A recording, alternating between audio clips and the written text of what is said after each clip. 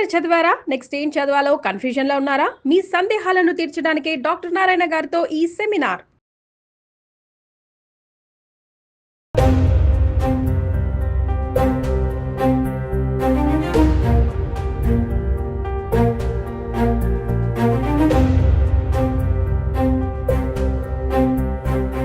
ప్రపంచ సంపన్న దేశమైన అమెరికా కష్టాల్లో ఉంది. అక్కడ పారిశ్రామిక రంగం గడ్డు పరిస్థితులను ఎదుర్కొంటోంది.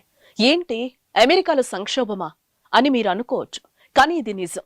అమెరికాలో గత 2.5 దశాబ్దాల్లో ఎన్నడూ చూడనంత నిరుద్యోగ సంక్షోభం ఏర్పడింది.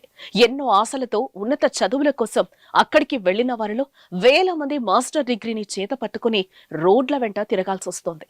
ఒకవైపు బ్యాంకుల నుంచి తీసుకున్న విద్యా రుణం వారిని భయపెడుతూ ఉండగా, మరోవైపు ఉద్యోగం ఎప్పుడొస్తుందో తెలియక తీవ్ర ఆందోళన చెందుతున్నారు.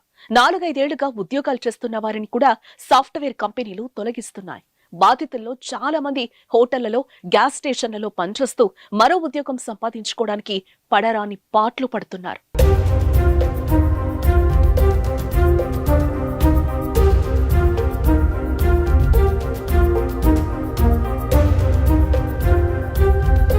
అమెరికాలోని సాఫ్ట్వేర్ కంపెనీలో అధిక వేతనాలతో కూడిన ఉద్యోగాలు లభిస్తాయనే నమ్మకంతో మన దేశం నుంచి ప్రతి ఏడాది విద్యార్థులు అక్కడికి వెళ్తూ ఉంటారు. ఇలా 2022-23 సంవత్సరంలో దాదాపు 2 లక్షల మంది వెళ్లారు. వీరిలో తెలుగు విద్యార్థులు 45,000 నుంచి 55,000 మంది వరకు ఉంటారని కన్సల్టెన్సీ సంస్థల ప్రతినిధులు తెలిపారు. అమెరికా వెళుతున్న విద్యార్థుల్లో చాలా మంది MS లో కంప్యూటర్ సైన్స్, దాని అనుబంధ కోర్సులను చదివేందుకే అధిక ప్రాధాన్యం ఇస్తున్నారు. 2 ఏళ్ల కిందటి వరకు అమెరికాలో MS చేసిన వారిలో దాదాపు 85% మందికి అక్కడే ఉద్యోగాలు లభించాయి.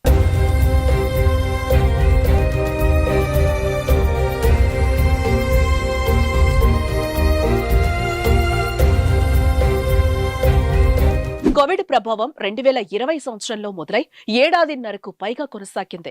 2 సార్లు విధించిన లాక్డౌన్ కారణంగా అమెరికాలోని అన్ని రకాల పరిశ్రమలు కుదేలయ్యాయి. వాటిని రక్షించుకోవడానికి అక్కడి ప్రభుత్వం ప్రత్యేక ప్యాకేజీలు ప్రకటించడంతో 2021-22లో కంపెనీలకు భారీగా నిధులు అందాయి. బ్యాంకులు తక్కువ వడ్డీకే వేల కోట్లు రుణాలు ఇవ్వడంతో అనేక కంపెనీలు పెద్ద ఎత్తున ఉపయోగించుకున్నాయి. ఫలితంగా ఐటీ కంపెనీలకు అనూహ్యంగా ఆర్డర్లు వచ్చాయి. కంపెనీలు సైతం ఉద్యోగులను అదే స్థాయిలో తీసుకున్నాయి. కోవిడ్ ప్రభావం తగ్గిపోయాక అమెరికా ప్రభుత్వం ప్యాకేజీలను నిలిపేసింది. పారిశ్రామిక రంగం మాత్రం పెద్దగా పుంజుకోలేదు.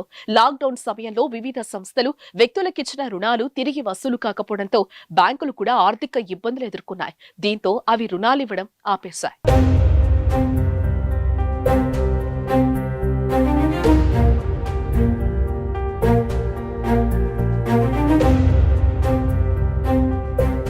అప్పటిదాకా 3-4% వరకున్న వడ్డీ రేటును గరిష్టంగా 8% పెంచేశాయి.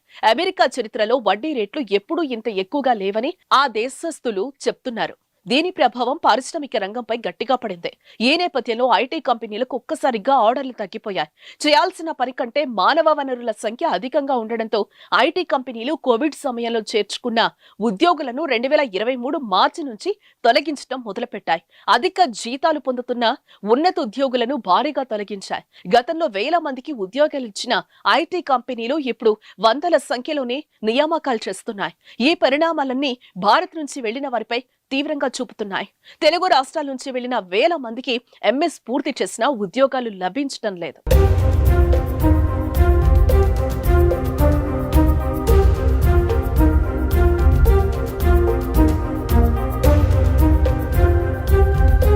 అమెరికాలోని నిబంధనల ప్రకారం ఆ దేశంలో MS పూర్తి చేసిన వెంటనే సంబంధిత యూనివర్సిటీ విద్యార్థి పేరిట OPT I-20 optional practical training ని విడుదల చేస్తుంది. ఇది వచ్చిన నెల రోజుల్లోనే ఎంప్లాయ్మెంట్ ఆథరైజేషన్ డాక్యుమెంట్ కి దరఖాస్తు చేయాలి. దీనికి ఆమోదం లభించిన 3 నెలల్లో ఏదో ఒక ఉద్యోగంలో చేరాలి. లేని పక్షంలో ఆ దేశాన్ని విడిచిపెట్టాలి. అయితే విద్యార్థులు వర్సిటీ ఫీజుల కోసం 20 లక్షల నుంచి ₹1 కోటి వరకు బ్యాంకుల నుంచి విద్యా రుణం తీసుకుంటారు. స్వదేశానికి వచ్చాక ఇక్కడ ఉద్యోగం దొరకకపోతే ఆర్థిక పరిస్థితి తలకిందులవుతుంది. అందుకే ఏదో ఒక రూపంలో అమెరికాలో ఉండేందుకు ప్రయత్నిస్తున్నారు.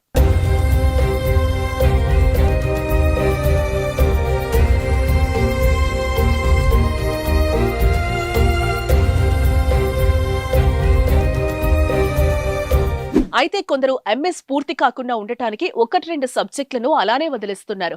మరికొందరు యూనివర్సిటీ ప్రొఫెసర్ల దగ్గరే రీసెర్చ్ సహాయకులుగా చేరుతున్నారు. దీనికి ఎలాంటి జీతం ఉండదు. అయితే ప్రొఫెసర్ ఇచ్చే పత్రంతో ఏడాది పాటు అమెరికాలోనే ఉండొచ్చు.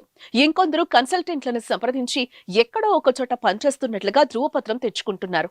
సమస్య ఇంతలా వేధిస్తున్నా ఏటా అక్కడికి వెళ్లే వారి సంఖ్య మాత్రం తగ్గకపోవటం గమనార్హం. వచ్చే నవంబర్లో అమెరికా అధ్యక్ష ఎన్నికలు జరగబోతున్నాయి. బైడెన్, డొనాల్డ్ ట్రంప్ పోటీ పడే అవకాశం ఉంది. కొత్త ప్రభుత్వం వచ్చాక పారిశ్రామిక రంగానికి తోడ్పాటు ఇస్తేనే పరిస్థితిలో మార్పు వస్తుందని నిపుణులు అభిప్రాయపడుతున్నారు. గతంలో ట్రంప్ ఇలాంటి తోడ్పాటు ఇచ్చారని, ఎన్నికల్లో ఆయన గెలిస్తే పారిశ్రామిక రంగానికి మరోసారి చేయూతనిస్తారన్న ఆశాభావం వ్యక్తమవుతుంది. మరి రానున్న అమెరికా అధ్యక్ష ఎన్నికల తర్వాత ఏమన్నా మార్పు ఉంటుందేమో వేచి చూడాల్సింది.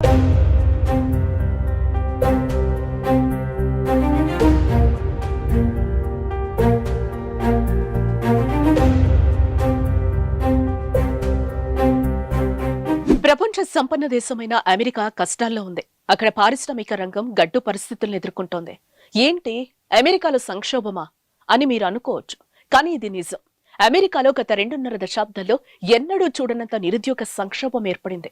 ఎన్నో ఆశలతో ఉన్నత చదువుల కోసం అక్కడికి వెళ్లిన వారిలో వేల మంది మాస్టర్ డిగ్రీని చేత పట్టుకుని రోడ్ల వెంట తిరగాల్సి వస్తోంది. ఒకవైపు బ్యాంకుల నుంచి తీసుకున్న విద్యా రుణం వారిని భయపెడుతూ ఉండగా, మరోవైపు ఉద్యోగం ఎప్పుడొస్తుందో తెలియక తీవ్ర ఆందోళన చెందుతున్నారు. 4-5 ఏళ్లుగా ఉద్యోగాలు చేస్తున్న వారిని కూడా సాఫ్ట్వేర్ కంపెనీలు తొలగిస్తున్నాయి. బాధితుల్లో చాలా మంది హోటళ్లలో, గ్యాస్ స్టేషన్లలో పనిచేస్తూ మరో ఉద్యోగం సంపాదించుకోవడానికి పడరాని పాట్లు పడుతున్నారు.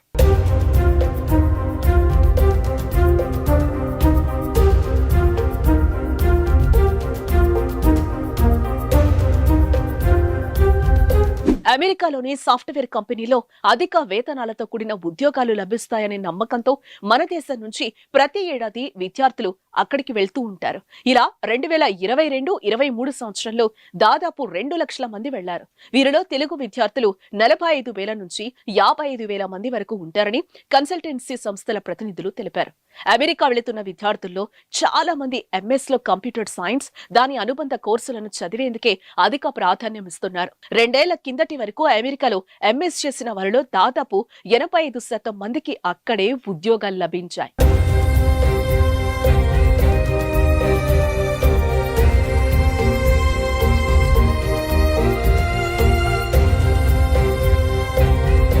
కోవిడ్ ప్రభావం 2020 సంవత్సరంలో మొదలై ఏడాదిన్నరకు పైగా కొనసాగింది.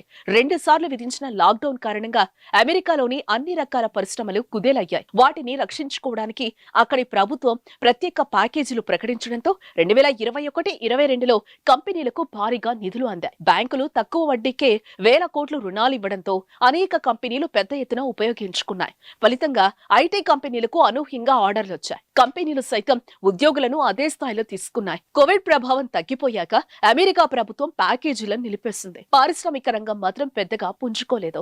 లాక్డౌన్ సమయంలో వివిధ సంస్థలు వ్యక్తులకిచ్చిన రుణాలు తిరిగి వసూలు కాకపోవడంతో బ్యాంకులు కూడా ఆర్థిక ఇబ్బందులు ఎదుర్కొన్నాయి. దీంతో అవి రుణాలివ్వడం ఆపేశాయి.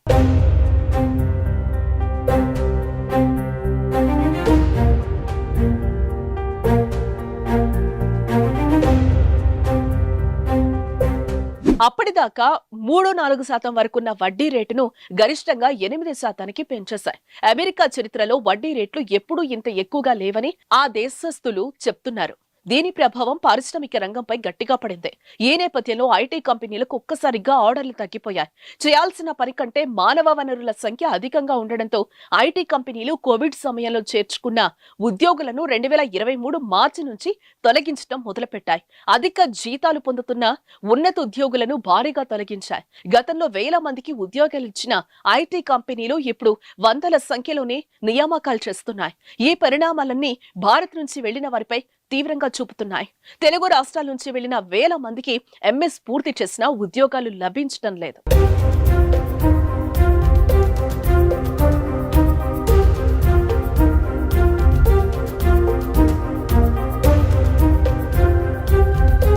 అమెరికాలోని నిబంధనల ప్రకారం ఆ దేశంలో ఎంఎస్ పూర్తి చేసిన వెంటనే సంబంధిత యూనివర్సిటీ విద్యార్థి పేరిట OPT I-20 optional practical training ని విడుదల చేస్తుంది. ఇది వచ్చిన నెల రోజుల్లోనే ఎంప్లాయ్మెంట్ ఆథరైజేషన్ డాక్యుమెంట్ కి దరఖాస్తు చేయాలి. దీనికి ఆమోదం లభించిన 3 నెలల్లో ఏదో ఒక ఉద్యోగంలో చేరాలి. లేని పక్షంలో ఆ దేశాన్ని విడిచిపెట్టాలి. అయితే విద్యార్థులు వర్సిటీ ఫీజుల కోసం 20 లక్షల నుంచి కోటి రూపాయల వరకు బ్యాంకుల నుంచి విద్యా రుణం తీసుకుంటారు. స్వదేశానికి వచ్చాక ఇక్కడ ఉద్యోగం దొరకకపోతే ఆర్థిక పరిస్థితి తలకిందులవుతుంది. అందుకే ఏదో ఒక రూపంలో అమెరికాలో ఉండేందుకు ప్రయత్నిస్తున్నారు.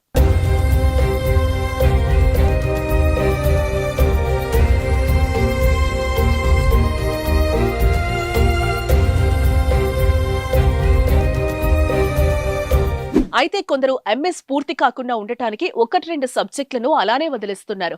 మరికొందరు యూనివర్సిటీ ప్రొఫెసర్ల దగ్గరే రీసెర్చ్ సహాయకులుగా చేరుతున్నారు. దీనికి ఎలాంటి జీతం ఉండదు. అయితే ప్రొఫెసర్ ఇచ్చే పత్రంతో ఏడాది పాటు అమెరికాలోనే ఉండొచ్చు.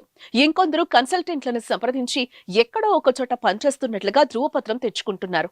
సమస్య ఇంతలా వేధిస్తున్నా ఏటా అక్కడికి వెళ్లే వారి సంఖ్య మాత్రం తగ్గకపోవటం గమనార్హం. వచ్చే నవంబర్లో అమెరికా అధ్యక్ష ఎన్నికలు జరగబోతున్నాయి.